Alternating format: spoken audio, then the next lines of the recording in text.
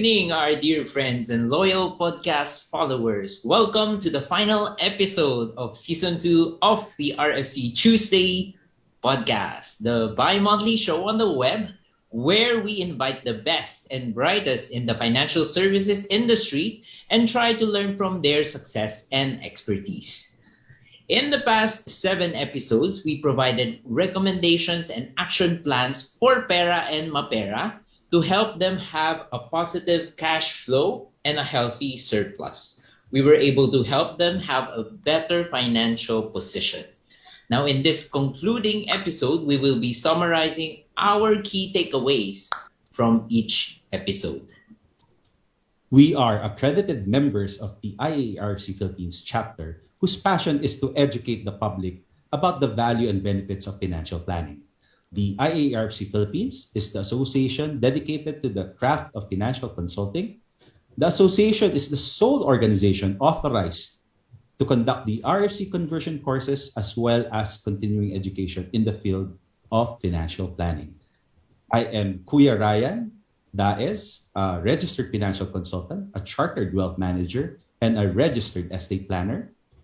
I am Coach John Dizon, a registered financial consultant and a life coach from NLP Manila. Hi everyone, my name is Francis Luigi Canizares, a registered financial consultant. Everyone hopes for things to be better every new year. At the start of the season 2 of the RFC Tuesday Podcast, the anchors discuss things learned in 2020 where everyone globally were affected by the pandemic. If not for proper financial planning, what would our financial status look like at this time? Ang hirap, di ba? Yes. Ang dami nangyari last year. Mm-hmm. But before we start with our learnings, let me acknowledge yung mga suki natin dyan sa live show. Ngayon live tayo ulit, di ba? It's been a while. So let me exciting, di ba? Yeah. Sarap. Yes. Let me acknowledge Sir Norman Agapito, ang kilalang El Guapito ng Caritas Health Shield. At syempre ang ating minamahal na executive producer, Miss Grace Escobar RFC, and the rest of the RFC Philippines board. Hi po! Thank you for supporting us. Thank you for allowing us to do this podcast. At pati syempre yung iba pa nating suki, si Sir Tony Francisco, yung branch head of Team Mayon at FWD, si Sir Efren Dancel of Union Bank, and Sir Insyong Dervilla. Wow. Coach John, meron ba tayong mga naka-log-in na dyan sa live podcast natin? Yes, meron na tayong mga viewers. Ayan, si Sir Norman nandito. Thank you so much, Sir Norman. Hi and welcome to the show. Ayan, eto tayo ngayon sa season ender natin. And we have exciting things to summarize para alam natin ano yung mga napag-usapan natin, di ba, Kuya Ryan? Ayan. Sino pa ba ang nasa ating I cannot see comment naman kayo kung you're watching because I cannot see who is actually watching our Tapos shout out nyo rin kung taga saan kayo, kung sang city kayo sa Philippines. Even if you're not in the Philippines, shout out kayo. Baka kasi taga NYC kayo. Parang ako dati akong taga NYC coach dyan. Alam mo ba yun? Oo, saan yan? New York, Cubao. Cubao, of course. Here from Alaska Mambaling. Mambaling. Saan yan? Hindi ko yan alam. Yeah, near in Cebu. Cebu. Wow! Okay. Grabe, may natutunan pa ako tonight. Yes, and I am from the Los Angeles Los, L-O-S-T. Wala ang joke. Okay, na-miss ko itong live natin. Diba? Nakalimutan ko actually yan tinatanong natin where our viewers are from, diba? Mm-hmm. So yun. By the way, let's greet Louie and Andre who can't join us tonight. Hi, yes. Louie. Hi, Andre. Hi, Louie and Andre. Ayan, kaya na-promote si Francis. From second liner to frontliner. Frontliner na. Okay, let's start. Ayan. Ang ganda lang nito kasi we will summarize everything. So for those of you who missed out some of our episodes, ito iisa-isahin na namin. Of course, summary lang yan. Tapos para alam nyo, pwede nyo siyang balikan ulit, di ba? Hindi naman natin tinatanggal yung video natin sa Facebook page natin, di ba? It's always there. So if you guys are interested on a certain topic, balikan nyo lang yung episode namin na yun. Ayun. Alright, season 2. Ano ba yung pinag-usapan natin dito, Kuya Ryan and Francis? Diba? Nag-start tayo. Again, hindi natin akalain na ganito kahaba na yung pandemic, diba? Na sa bahay pa rin tayo and a lot of things has happened. So, I think when we started, we introduced two people, si Pera at si MaPera. Ayun na naman nga natin, di ba? Kuya Ryan and Francis na may asawa pala tong si Pera. Tahimik lang siya, hindi siya kagad nag-disclose eh. Correct. By the way, last minute siya nag-disclose. For those of you who don't know sino si Pera at MaPera, they're just simply characters that we invented na at least makaka-relate tayong lahat because somehow pinagdadaanan rin natin yung pinagdadaanan nila. And they were affected with the pandemic as well. So in Season 2, Episode 2, we introduced these two people. And ayan, ito kasi yung aayusin namin kung paano yung mga kaperahan nila. Ayan. Okay. So we started off with yung talagang recommendations natin sa mag-asawa in episode 2. So, we talked about budgeting. Kasi di ba napag-usapan natin in that episode na everything starts with budgeting. If you don't know how much you're spending from your income, you don't know kung meron kang surplus. Correct. So, ganun ka-importante yung paglilista. Tsaka yung pagpupunta ka ng supermarket, hindi mo alam kung ano bibilin mo. Delikado 'yon. Right. Kaya ang strategy ko, hindi ako nagsasama ng mga bata pag nagsu-supermarket. Kasi nagugulat na lang ako napupuno yung shopping cart eh.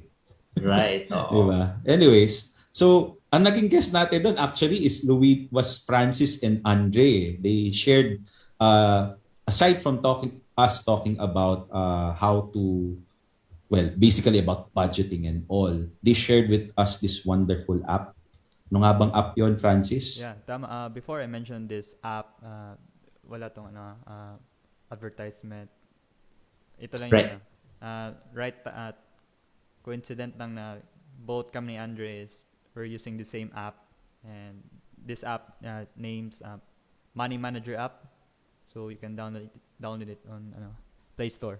So in this app, dahil medyo na tayo more on sa smartphones and technology is developing. So also are tracking our expenses. So from pen and paper, we can do it via application na, this app. So ang one thing feature nito is yung my budget management and my auto backup, and if let's say nawala bigla yung data mo, you can restore it anytime. Yan yung magandang features din niya. Wow. And this is for free, right? Yeah, there's a free, and if you want there's a free version. There's a fee. Okay. There's a free version. Sorry. Is there a fee or is it free? Yeah, it's a free. It's free. There's a free version. There's a free version. Sorry. Okay. Jitters. Tagal na kasi hindi nagda-live. Oo nga eh. Wala yung earphone ko right now eh. Pero I can it's okay. Properly. Namimiss ko lang siguro yung letter R. Ayan. Siyempre, tayo eh, talking about budgeting. So, very careful tayo kung isang bagay ba ay free or with a fee. Exactly. Tama-tama. Coach Jan. Kasi you have to be clear. Kasi minsan, akala mo libre, pala may dagdag na gastos ka. So, itagalog na lang natin. Yung money manager, libre yan. Yeah. Tama. So, ang ganda lang, di ba? Kasi tama-tama eh. Ako personally, I still use Excel eh. Nanggaling ako sa notebook eh. Even with my client. Yung favorite mong iPad iPad, yes. Intermediate pad. Yun pala yun. Hindi ko na kaya yun. I started from there. As in talaga, lista. Manual. Lahat manual. And then, ang ganda kasi sa Excel naman, mabilis, natutotal niya agad. Nakakalculate na siya. And I'm sure sa Money Manager app, mas madami pang na nasa-summarize niya. Kasi meron, makikita mo, household expenses. Summarized. May categories na siya. Tapos doon mo makikita na parang, magastos pala ako dito sa item na to. Napag-usapan natin kanina, di ba? Parang sometimes miscellaneous pa nga, yun yung pinakamalaki. Sobrang taas. Tulad yan, kakatapos lang ng mid-month. Panay ba ang tunog ng Shopee at saka Lazada? We're not endorsing Kaya lang, usual na temptation yan sa mga katulad ni Pera at MaPera. That's correct. I remember and that budgeting. Budgeting, oo. Anyways, I like yung quote ni Francis na ginawa niya habang ini-explain niya, yung galing kay Peter Drucker, what gets measured gets managed. Yes. Which basically sums up what financial consultancy is all about, di ba? Right. Our job as financial consultants is to measure, to analyze, and give recommendation. Yes. So, malaking bagay sa atin yung mga ganitong app. At kung yung kliyente marunong nang mag-manage ng budget. So we're actually encouraging everyone to do their budgeting. If hindi nyo pa nagagawa yan, ayan yung actually pinakaunang-una na maganda nating gawin. Ayan. And if they need help, they can actually contact the Facebook page. Yeah. Our officers can give a recommendation, or if you want, you can reach to us directly. Ayan. Paano ba sa episode 3, Coach Chan? Ayan, episode 3. Anything you would like to add, Francis, with episode 2? Yeah, just to add up on that app, you can also determine what's your total assets and your liabilities. So that's very important in our data gathering sa paggawa ng financial plan. Right. So kitang-kita na agad nandun pa lang. Kompleto na, no? Kompleto na. Oo. So if nahirapan kayo, download the app. We're not recommending it. It's just that 2 of our hosts actually use it and is really gusto nila itong app na to. Ayan. It's just one of the many that's available. Yeah, madami pa yan. Correct. And it's libre. Libre. Okay, just to be clear. Episode 3, let's go to episode 3, Kuya Ryan. Ano ba ang pinag-usapan natin dyan? Ang title ng episode 3 natin is Palayain si Pera sa Utang or Debt Management. Okay. So we explored, aside from debts kasi, we also explored yung ano ba yung ibang ways na mahahanap bukod sa budgeting. We explored alternatives kung paano makakatipid pa sa gastos nila yung mag-asawa, si Pera at si MaPera. Kasi that is the tail end of that episode. But before we ended up there, we talked about paano ba natin matutulungan pang pababain yung gastos ni Pera at MaPera. Ako, ang recommend ko back then was like in my own case, my wife and I found out ang laki ng gastos namin sa education.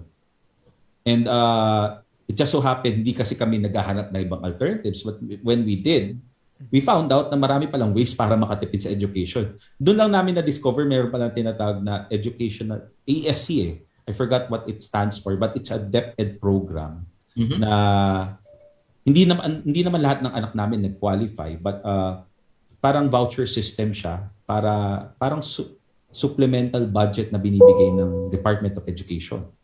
So there are several schools who are accredited with the DepEd and they provide these services. So ang laki na natitipid, sayang din. Tapos if you pay in advance, there are some schools that provide yung parang prompt payment discount that adds up about 10% na discount. Tapos kung sibling pa yung mag-aaral sa university or college, meron pa silang sibling discount, which is an additional 20%. So if you add it up, siguro mga more or less 30-35% yung matitipid mo, which is 1/3 of educational cost. Wow. Diba? So you can find these things na malaki yung ibababa ng gastusin if you just research and explore. And it helps that if you are not the type who researches a lot, this is when a financial consultant can step in and help you out. Right. And even in grocery, like ako, mahilig ako sa SM bonus. Prestige member kasi ako, so lagi ako sa SM namimili. So, I'm not endorsing. It just so happened malapit sa bahay namin ng SM. But all I'm saying is, yung nabibili mo sa ibang halimbawa meat section or even yung mga mayonnaise, decent naman yung lasa, okay naman yung quality. So, you can consider these things. Hindi naman kailangan laging branded yung binibili natin, di ba? True. So, of course, merong ibang hindi matatawaran. May mga brands na alam mo, iba yung quality. But if it works for you, why not consider yung ibang mas mababa yung value but it gives you the same thing? Diba? So we talked about that. And then we also talked about imbis na gumastos ka sa paglabas-labas, diba? We talked about bringing down expenses by dining in. Total, bawal naman mag-dine out talaga. So, yun nga lang, medyo hinay-hinay sa online ordering kasi so it's so convenient to order online, di ba? Yun. Doon mapapalaki ang gastos natin eh. Dahil super convenient tapos masarap pa. And again, nasusolusyonan yan ng budgeting. If we know that we have a budget for that, di alam natin kung yung budget natin for that is paubos na or meron pa. Di ba? Yun. So, episode 3, anything from your side, Francis? Yeah, we also weigh on what type of debt. Is it a good or a bad debt? Diba? So, just example of the good debt is if you have a business during your pandemic, like mga online, so you gather some loans then just to generate more revenue sa business mo. Then bad debt is yung mga not generating returns. Yan. Lalo na ngayon medyo cautious yung mga tao sa pagkukuha ng loans. I think some banks is medyo stringent sa pag-approve ng loans. Totoo yan. Totoo yung senior ni Francis. Medyo many banks lowered their risk tolerance on loans. And we really have to think about when we're getting loan, diba? And there is such a thing as good debt or bad debt. Tsaka yan, pwedeng maging long-term obligation kasi yan. And it adds up to your expenses. I would say sa episode 3 natin, napag-usapan natin, kung something about kumot at mamaluktot. Oo. I forgot how it goes. It's a local saying, yung parang kasabihan na matatanda natin na kapag maikli ang kumot, matutong mamaluktot. So kumbaga, kung maliit ang kita, bawasan ang gastos. Yes. Tapos I think may inad din doon si Andre about pwede rin tayo maghanap ng mga ways para makabili tayo ng mas mahabang kumot. Yes, actually, oo. Kumbaga, mga side hustles. Yes. Oo. And there are a lot of things na nag-boom ngayong pandemic, di ba? Yung mga delivery service na yan. If your eyes are just open and if you ask around, meron mga opportunities out there pa rin, di ba? We have to maximize those. Ayan. Episode 4. Shall we go to episode 4? Yeah, I think let's proceed to episode 4. And episode 4, I think dito yung naging very special guest. February, kasi natin yan February episode. Okay. So, sino ba ang naging guest natin dito, Kuya Ryan? Walang iba kundi ang aking butihing may bahay. Si Ate Leanne. Butihing may bahay. My best half. My best half. So, and you guys talked about utang. Yes. Di ba, the previous episode parang medyo may foreshadowing na siya about talking about debts. So dito, in depth, pinag-usapan namin ni Ate Leanne yung ano ba yung mga pwedeng, kung halimbawang magko-consolidate ng mga utang si Pera at MaPera, ano yung mga options na pwede nilang tignan? Kasi 'di ba? Although the government restricted interest rates of credit cards from a high of umaabot pa ng 52% yata dati. Wow. to down to 24. Although bumaba na siya ng napakababa, but still 24% pa rin a year. Practically 1/4 ng utang mo nadadagdag every year kung hindi ka nagbabayad. 'Di ba? So mataas pa rin, but that's the easiest form of credit available, readily available to the public. Swipe lang. Oo, swipe ka lang. Kung merong mga credit card based na personal loans. So, ganun rin 24% rin 'yun practically. Right. But sometimes these companies provide promo. So, we Ate Leanne advised people to try nyo, maghanap kayo, minsan may mga promo yan. Syempre, dahil they're trying to restrict their risk, but they're also trying to get market share. So syempre, kung kaya nilang ibaba pa yung rate, ibababa nila to attract more borrowers. So hanap ka lang kung sino magbibigay ng mababang rate. Or kung may kamag-anak pa na pwedeng magpahiram sa'yo ng pera, take a soft loan kasi yun pwedeng halos walang interest yun eh. Siguro ikaw na mag-offer, sila na yung mag-offer. Ibaba mo to 12%, 10%. That's also a good investment return for those who are lending it, di ba? Kasi hindi ka naman makakakuha ng guaranteed na 10% eh. Nowadays eh. Di ba? Even pag-ibig MP2, hindi naman umaabot ng 10% yun. Yeah. So, kumbaga, you're better off kung halimbawa tulog lang naman yung pera nila sa bako. But of course, medyo mahirap gawin yun pagka mag-anak, di ba? Kasi medyo you're going to them with your tail in between your legs, ika nga. Medyo may hiya factor yan. Yes, so, other things that they can consider perhaps are taking on, joining a cooperative na mababa rin ang rate. Right. They can also consider, if they have properties, pwede nilang gawing collateral yung property na fully paid at nakapangalan na sa kanila as collateral and take on a personal equity loan. So that can bring down the interest rate further to 5.88%. Yun yung mga promo ngayon ng mga bangko eh. To us, pinakamataas na siguro 8% for that type of a purpose of a loan, di ba? So there are many ways to bring down interest expense. Right. So yun yung mga na-share ni... Actually, marami pa siya ng i-share, kaya lang masyado mahaba na. Yeah, another episode na naman yan. We were hoping for another episode, kaya lang the schedule of our guests did not pan out. Sayang. Right. Which happens in shows talaga. Yeah. What I got a lot from that episode was the numbers na pinakita nyo, Kuya Ryan. Kasi there is somehow an illusion kasi ang pinapakita lang na interest rates is monthly, di ba? Yeah. So akala mo maliit. Pero kapag kinumpile mo na into a year, ang dami mo na palang nabayaran just because you were not paying the amount that binarrow mo sa kanila, 'di ba? Credit card mo.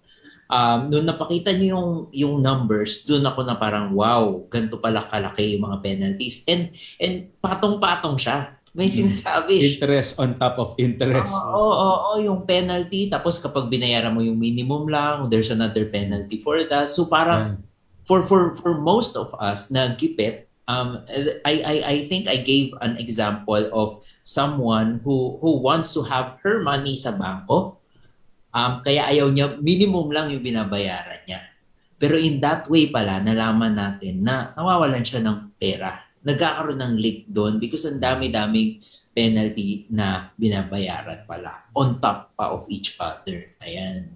So ang ganda lang nun, guys. If you are not paying your credit card, tapos meron ka namang money dyan, think again. Go back to our show. Makita nyo yung numbers. Makikita nyo na parang, episode wow, laki pala. That's episode 4. Yes. Anything else? By the way, we also discuss add-on at saka effective rates sa interest, di ba? In most cases, what people see in loans that are being marketed in the public are add-on rates. Pero yung actual interest rate is the effective rate na magugulat ka, yung palang add-on rate, akala mo ang baba, pero pag kinumpute mo yung effective rate, which is the real interest rate, ang taas pala.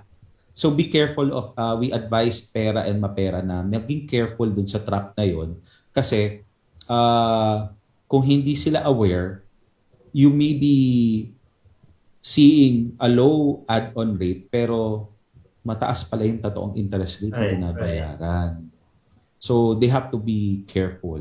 And that's when a financial consultant can help them out. Or at least manood sila ng mga podcast na to na discuss kasi dito di ba? Right. So balikan nyo lang. But of course, iba pa rin kung mahihimay na mabuti. Iba pa rin iba pa rin kung may doktor na titingin sa'yo as opposed to self-medication. Yes. Okay, yes. So I think we're okay with episode 4. Oh, we studied. Oh, may continuing education tayo eh. Right. Oo, sabi ni Sir Efren kanina, credit card from swipe to click na lang. Remember kasi mga bagay-bagay na. Siyempre, hindi na tayo nakaka-swipe ngayon kasi nasa loob na tayo ng bahay, di ba?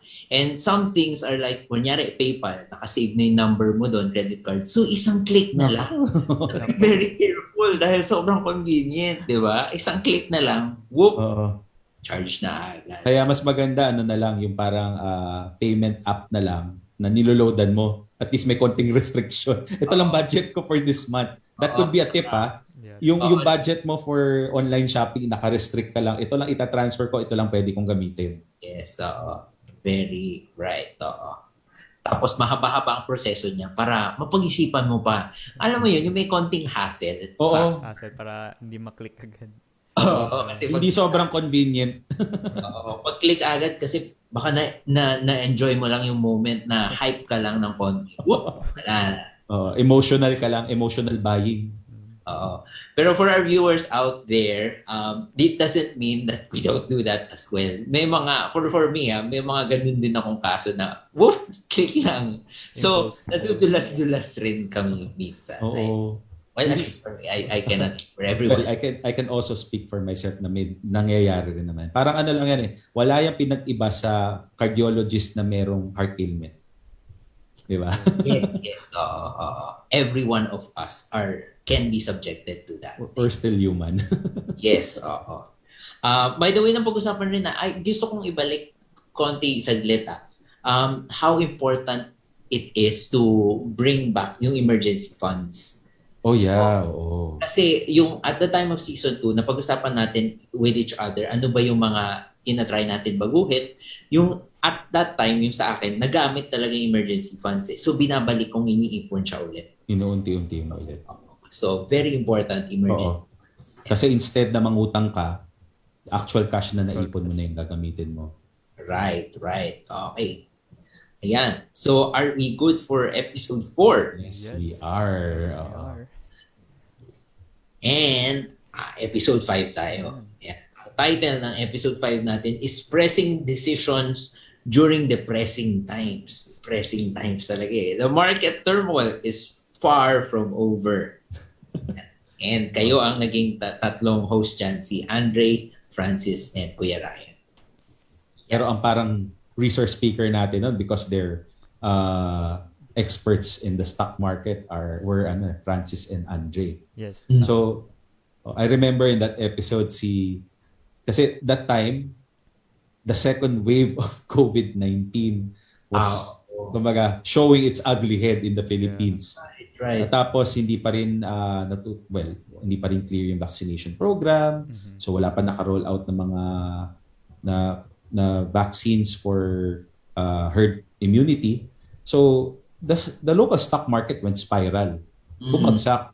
Nagkaroon ng grabing volatility sa Philippine stock market. And it was really pressing at that time na syempre, kung ikaw si Pera at MaPera at meron kang exposure sa local stock market, and normally, especially, I remember when I was a young financial consultant, why would I go offshore? Okay na ako sa local kasi maganda naman yung long-term return ng local market natin if you just hunt for the right stocks. Kikita ka naman, di ba Francis? Maganda ang pwedeng kitain sa stock market. But of course, we have to manage our risk and we have to teach Pera and MaPera na hindi ka pwedeng laging bullish sa isang market. At saka doon natin nakita rin sa episode na yun na may ibang markets pala na kumita even if bagsak yung local market. But still, they had exposure at the time. So ano yung gagawin nila? So naalala ko nun, magkaiba ng thoughts si Francis at saka si Andre. At ano nga ba yung thoughts mo nun, Francis? How did you see that time? Was it an opportunity to buy or was it hold and kumbaga, you liquidate and hold, parang ganun. So in my part is more leaning to buy side.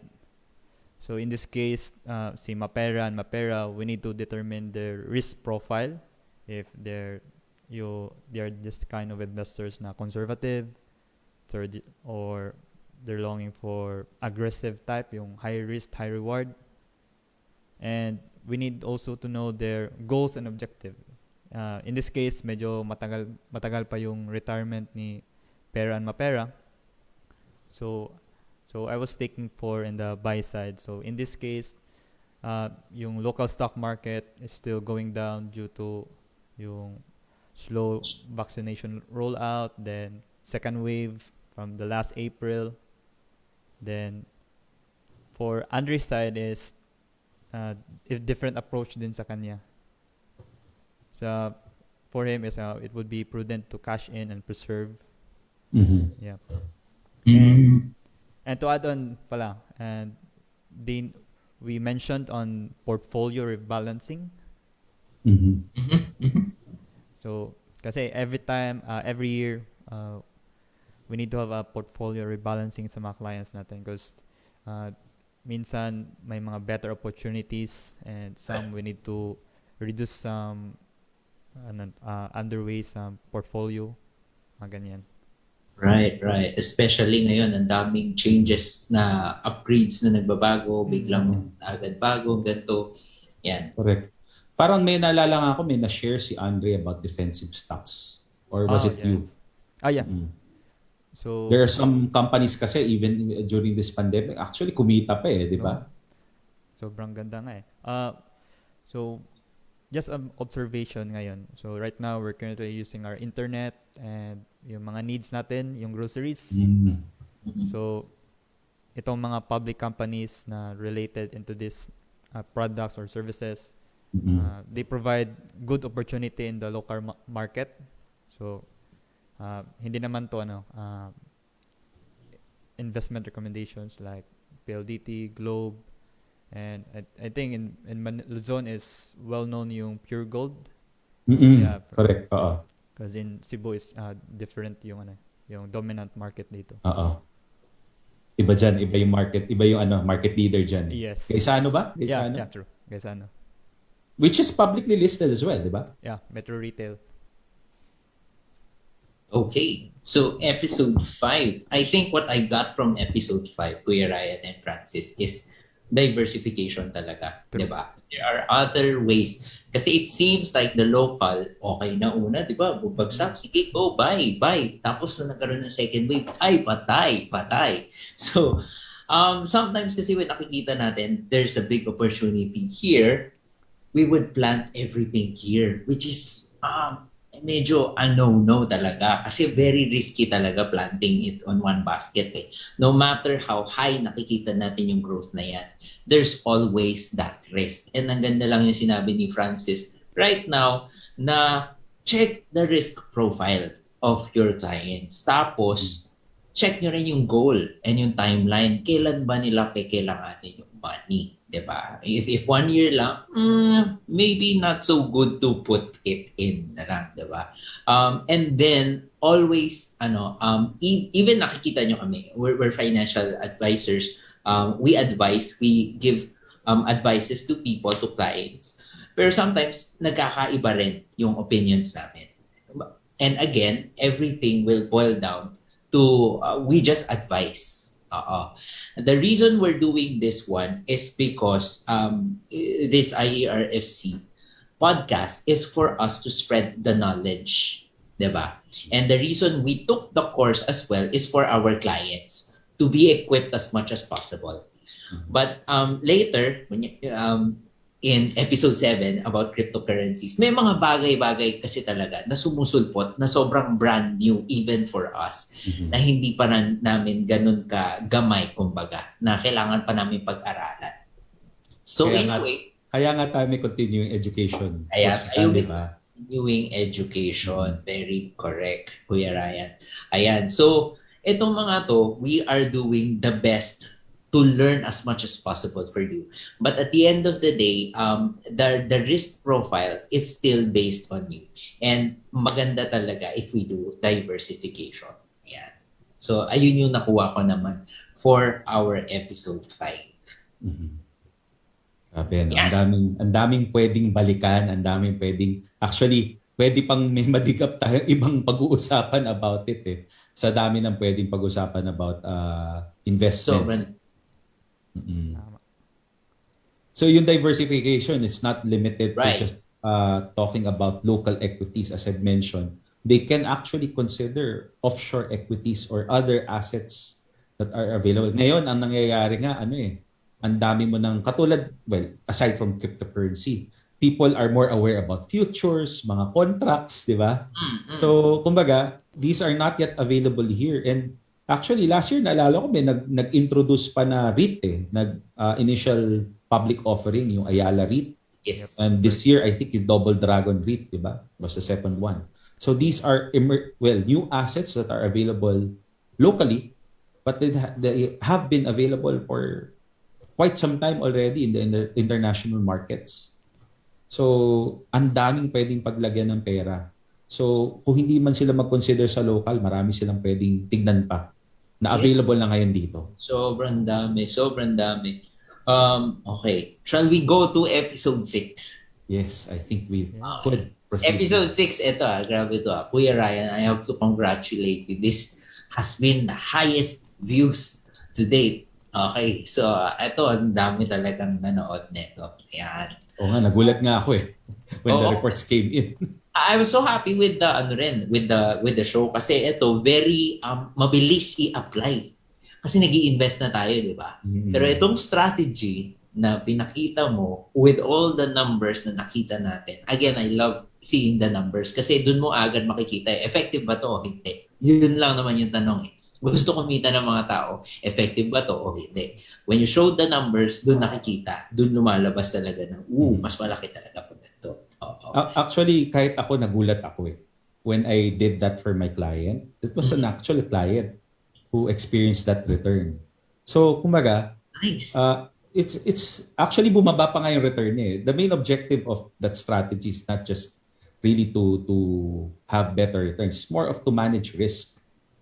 Kasi hindi naman natin alam kung kailan babagsak or tataas ang market Yes. Whatever market Anything can happen in the market talaga. Yes. When we say market, we're not just talking about local stock market or these are investment options that are available. It could be the bond market, it could be the local equities market, it could be the US equities market, it could be the Asian equities market. That's what we pertain to when we talk about market. Baka nalilito kasi yung mga podcast listeners natin We always talk about market syempre tayo naintindihan natin 'yan. But wet market? Medyo may allusion siya doon actually. But that's not the topic tonight. But anyways, it's more of managing risk talaga. It's really more of helping investors find a way to manage their risk.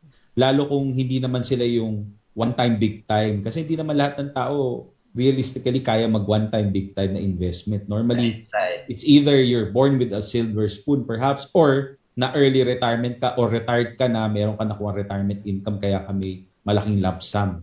So but in most cases, yung sa mga clients natin sa practices natin, di ba? You would get clients who are building up their money. And this is one of the best solution, yung cost averaging technique na yan.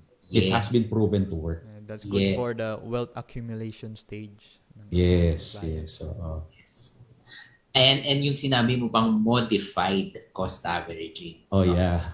Pag nakikita mo nang bumababa, kasi that's your opportunity to buy more shares or units Kasi when you do that, eventually these markets where you're investing in would eventually go up. So, kumbaga, hindi mo pa naman kailangan kunin yung pera eh. You just leave it there. So, why not buy more? Diba? Right. I think na makita rin natin dun yung, kunyari, if you have a lump sum at the start, tapos tinanim mo na siya versus doing the cost averaging thing, di ba? Now, yung sa lump sum kasi, depende rin sa timing yun eh. Oh, yes. Oo. Kung nung last year, before March ka naglagay, Oh tapos, my. my. Lalo kung February, lalo kung early part ng year. Nagpasok ka January, ay Diyos ko. Siguro until now, galit ka pa sa financial advisor mo. Kasi, lalo kung local equities. Kasi yung last January 2020, meron tayong natural disaster. Oh yeah, oo. Remember the 3 Bs? Di ba? Naalala yung 3 Bs? Yung vulkan, si Brian, at virus. Virus pala. Triple B. Triple B effect. Anyway, so even if you did a one-time investment, it doesn't stop you from reinvesting. Kung may pera, which is why, di ba, yun naman importansya ng mini-measure natin yung liquidity ratio ng kliyente natin. Yes. If a good portion of the assets are liquid, all you need to do is shift if there's an opportunity, even if nag-place ka na, nalugi ka, which many clients do not understand. Bakit ako maglalagay pa? It doesn't make sense. So unless you show them numbers na nangyari na, ito yung nangyari sa kliyente ko. If you do this now, eventually, that fund can recover or that investment can recover. Lalo kung defensive stock yung mga laman yan, di ba? It will just go up eventually kasi mga surefire hit na yan eh. Kumbaga, sigurado na yung kumbaga, shoot sa balde na yan eh. Ika nga. At balik lang din ako kanina, if naglagay nga kayo nung February, wag naman sana kayo I mean it's natural na magalit tayo pero wag natin sana ibuhos sa financial advisor, di ba? Kasi hindi kaming mga financial advisors, hindi kami si Madam Aure. Hindi rin namin nakita. Correct. Na mangyayari itong endemic na nga, di ba? A funny thing actually, I had this former client. Ngayon, he joined the industry as well. He's now with another insurance company. So sabi niya, Ryan, di ba para may 10-year itch na. 10th year na simula nung ganyang panahon di ba kaya may problemang baka lumabas. This was before COVID-19. So when I was looking back at my messages, minsan naging guest na nga natin siya, nanalo siya ng slot sa isa ng continuing education natin. Sabi ko, pinorward ko sa kanya yung message. I screen cap. Remember this message that you sent me? Sabi ko, wala naman siguro. Then, COVID-19 happened.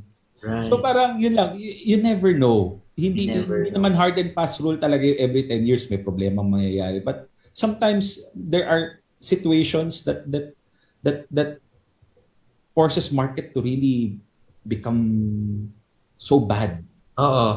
Alala ko yung sinabi ni Andre, yung pag may ganyang pandemic or black swan event, all assets are risky. Lahat bumabagsak ang value.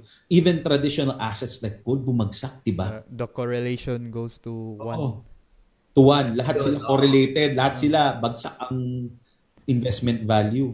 And even if may cash ka, parang wala rin sa yung cash ko, walang magbebenta sa iyo eh. At hindi sila willing magbenta at lumabas, diba? Right. So kahit anong i-offer mong pera, even if marami kang cash, it doesn't mean makakabili ka ng items sa gusto mo. Lalo nung time na, di ba, nung kasagsagan, yung vitamin C was supply. Yung mga mask ang mamahal, yung mga face shields ang mamahal, di ba? So it happens. You never know. So parang ngayon lang, looking back, so it was really the best time to invest. Kung if you've been through this, of course, katulad sinabi mo, wala tayong crystal ball. But I guess for those who have gone through this pandemic, it should be a lesson learned for most of us na when these things happen, there's really opportunity. Correct.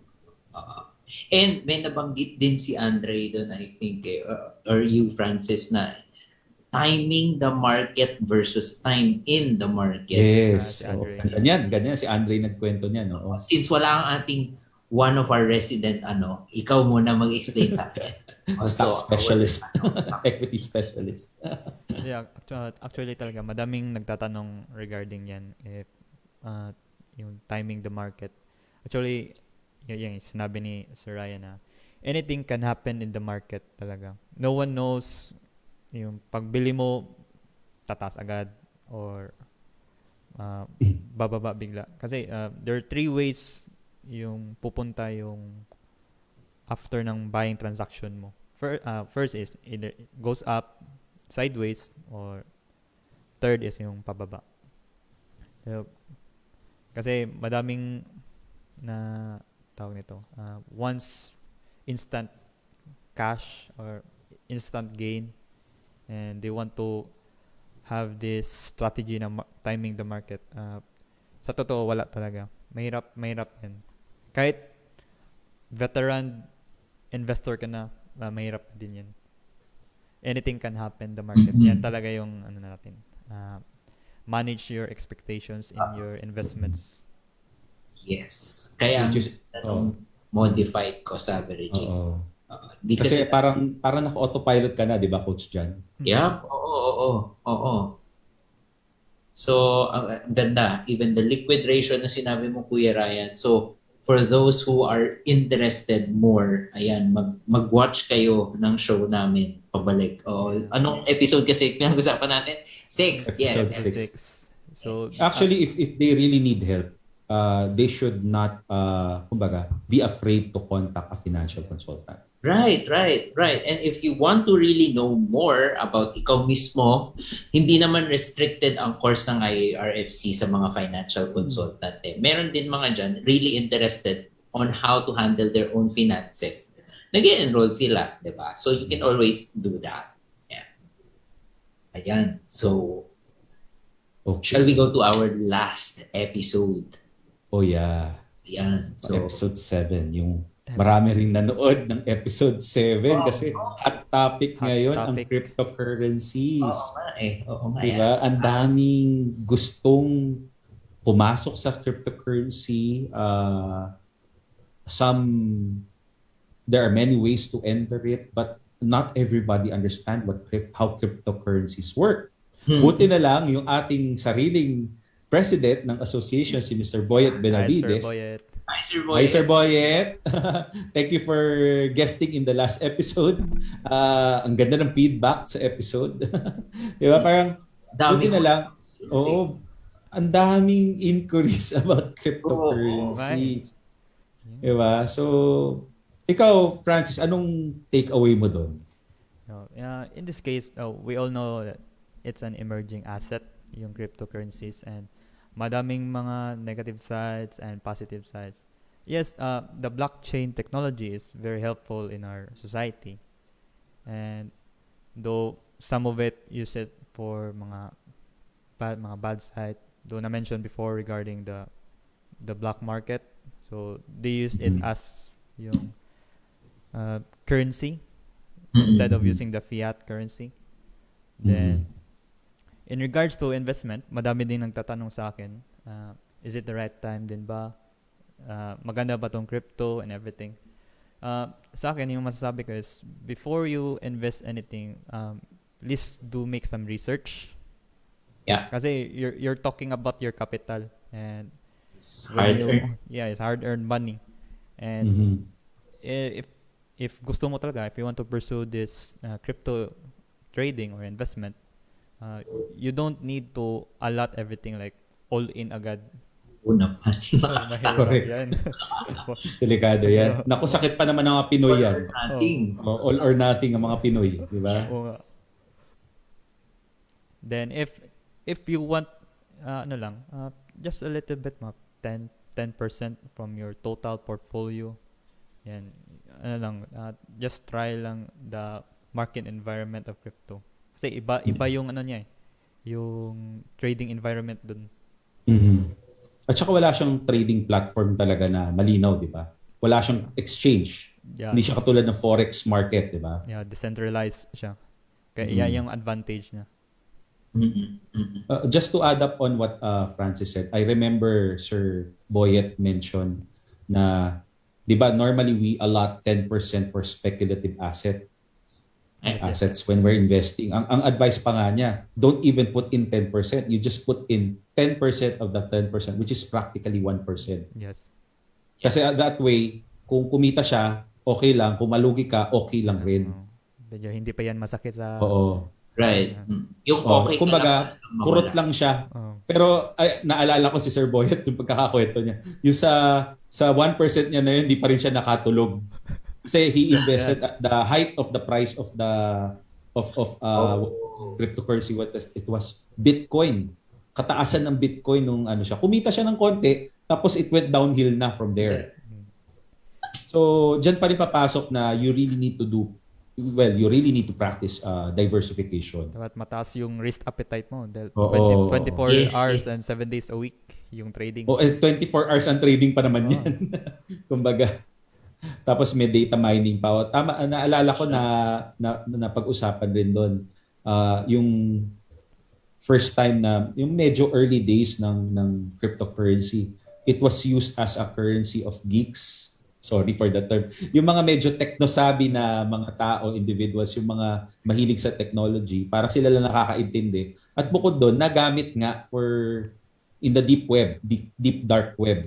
Ginamit siya for ways to clean up, siguro yung transfer ng pera. Kasi nga, untraceable eh. Yeah, but eventually, it was accepted as a legitimate currency nung ginamit siya as for payment sa mga pizza delivery.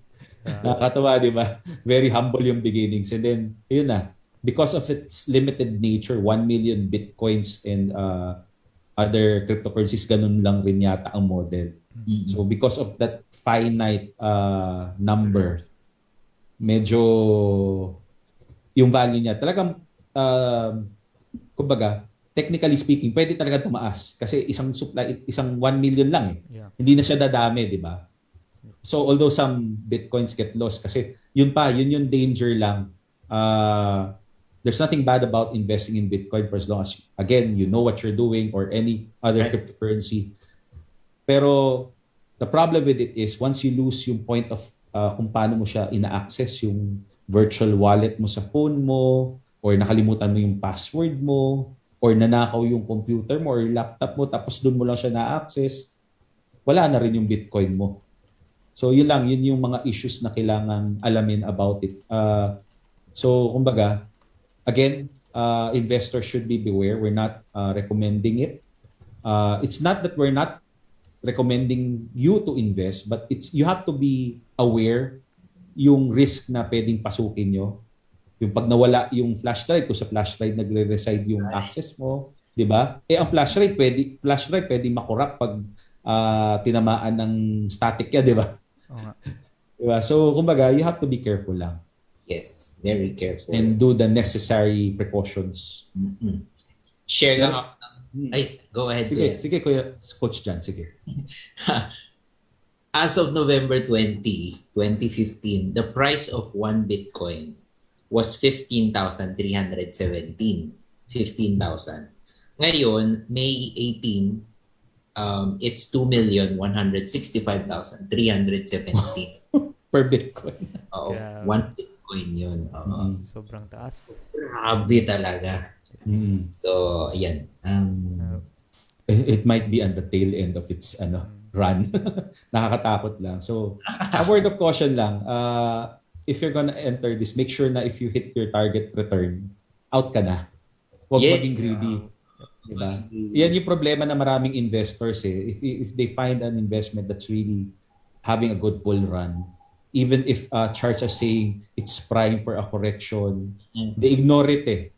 Diba? Parang parang gambler's mentality. Oy, I'm on a roll.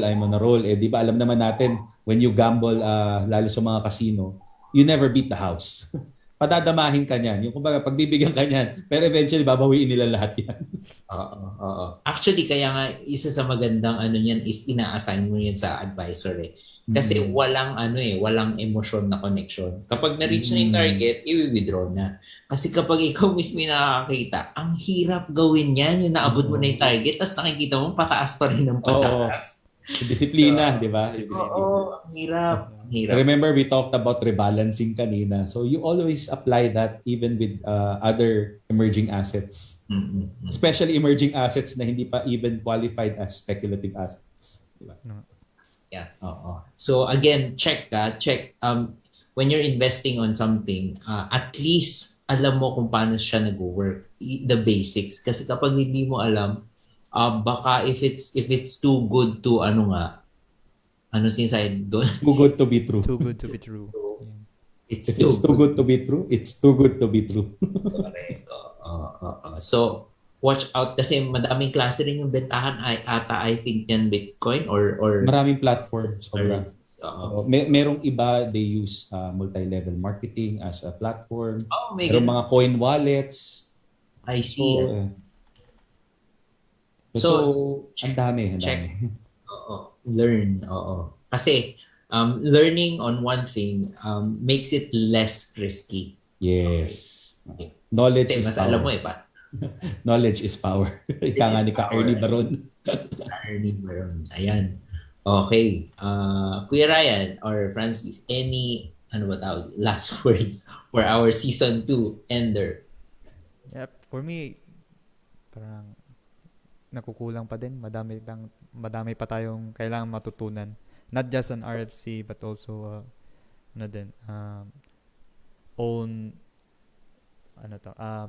own client from our own personal finances. Yes. How about you, Kuya Ryan? Ako, I guess what I can say is for this season 2, there's no one-size-fits-all solution talaga to needs of people. Even with Pera and MaPera, even if they're a couple. Actually, baka may pagkakaiba pa yun sa mga prinsipyo sa paghahawak ng pananalapi nila. So, bottom line is, importante yung alam ng financial consultant yung information, yung mga basic information nila, their actual cash position, how many debts they have, kung meron man, how much assets they have, kung may complication ba yun or wala, and how much other assets they own that can be perhaps repositioned so that they can fix their finances. So bottom line is, hindi pwedeng straight arrow ka lang na pag nahanap mo na itong daan na to and you found it comfortable, sometimes the comfortable road is not the best road to take. Sometimes you really need to make a sudden turn because there's a roadblock ahead, perhaps may mga lubak or what, but it doesn't mean you're veering away from the objective. But what's important is you find the solution. When you find the solution, you implement the solution, and then you record, you monitor. Are you gaining headway to where you should be? So kung halimbawa, kung papunta ka ng Baguio, nakakarating ka ba ng mas malapit sa Baguio? Baka naman lumayo ka lang, pero wala kang naging benefit. Okay lang kung scenic route at meron kang ibang nagawa that improve your position. Diba? So, iba-iba ang implementation sa bawat tao. So, kumbaga, openness to a financial consultant would help you get there faster. Yes. And it's important that you always adapt. Kasi even if you have these long-term plans, like itong pandemic na to, wala nagplano nito. Yung dati mong emergency buffer fund from 3 months, kung employed ka, naging 6 months. Kung self-employed ka, from 6 months, naging 12 months. To some, it was even more. Lalo kung hindi nag-adapt with the use of technology. For sure, John, you would have colleagues with your principal na nahirapan mag-adapt with presenting online, di ba?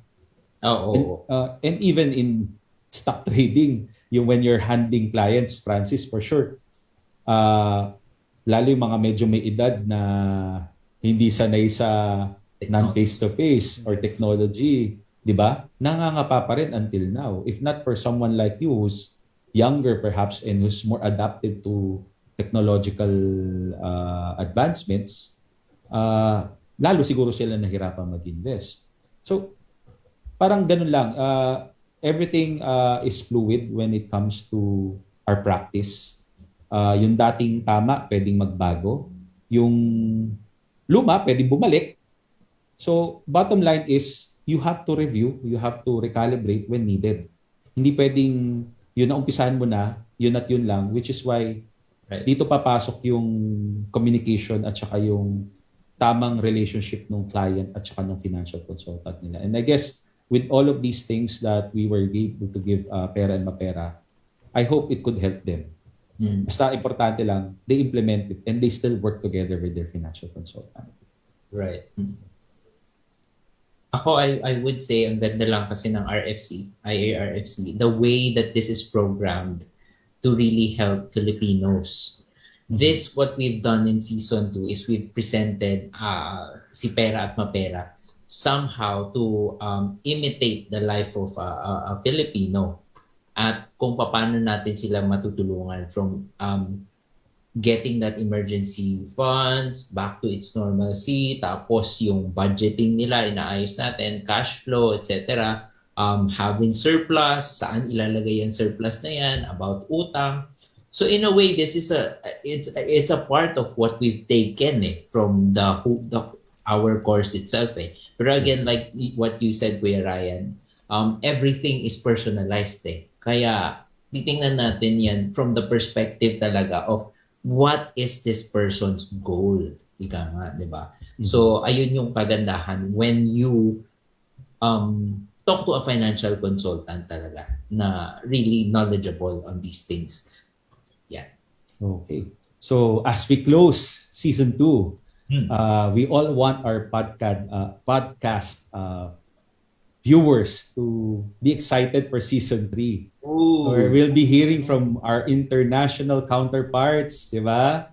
So, nakakatuwa lang when I started with the association, I only see the IARFC chairman once a year. So ngayon, because the world is smaller now because of online systems, di ba? Ayan, global na ang guest natin sa podcast, di ba? Level up. And of course, they would be transferring their technology, so we would know the best practices that are being done in first world countries. Right, Francis? Yes, absolutely.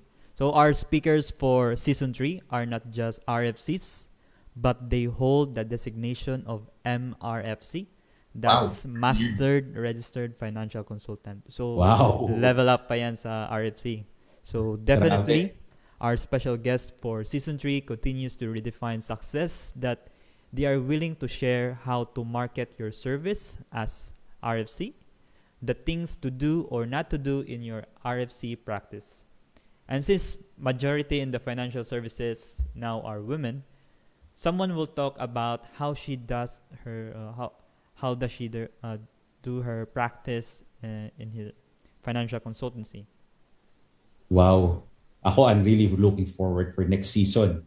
And this is the best time to be a member of IARC Philippines. Our foreign counterparts are really sending us top-notch speakers. Nung nakausap namin si Susan Capa, grabe. Yung description pa lang niya ng mga expected guests natin. I'm really excited. Sobra. Okay, yeah. Tama yan. And in fact, as part of RFC membership privileges, we are all inviting active RFCs, yes, all active RFCs to a continuing education on how to have a holistic RFC practice. So let me repeat that. So how to have a holistic RFC practice by IARFC US Chapter President. That's Rick Stanjon. Yeah, you heard me right. That's the IARFC US Chapter President. That's Rick.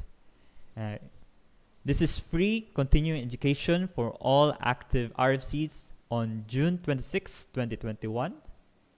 So let me repeat. That's June 26, 2021. That's Saturday at 8:30 p.m. via Facebook page live. Francis, question lang. Tama ba yung narinig ko? Libre? Tama? Yes, tama. Libre. Lahat ng mga RFC. Wow! Better value talaga for membership, ha? Ganda yan. Wow. So, for me, kukunin ko yan, yung free CE. Libre na eh. Libre na eh. Lalo na ngayong pandemic, medyo cautious sa mga expenditures natin. Correct. Yeah. So, RFCs, for those who are not yet active. Hopefully, you can activate again. So, Coach Jan, what's your last words?